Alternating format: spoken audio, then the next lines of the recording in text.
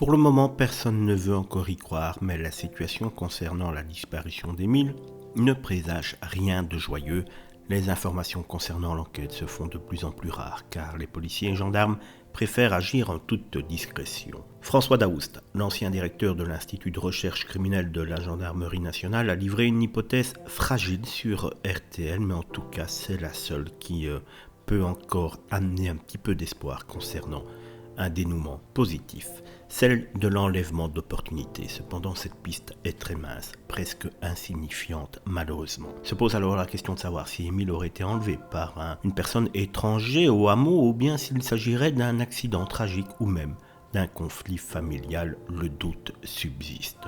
Les habitants du Vernet sont désormais soumis, eux, aux contraintes de l'enquête et aux soupçons qui pèsent sur chacun d'entre eux. La famille d'Émile est particulièrement scrutée de près. Les langues se délient progressivement concernant les membres de la famille du jeune garçon. Certains évoquent un père jugé pas assez sévère, tandis que d'autres soupçonnent que certains cachent des choses. Les hypothèses, comme un petit peu à chaque fois dans ces cas-là, fusent dans tous les sens. Dans un petit village, la rumeur peut être implacable, mais certains rappellent qu'il est essentiel de s'en détacher, comme le souligne une enquêtrice interrogée par BFM TV.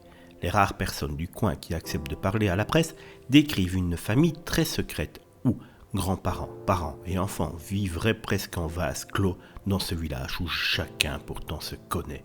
Ils sont là depuis longtemps, mais personne ne les connaît vraiment, confirme un habitant.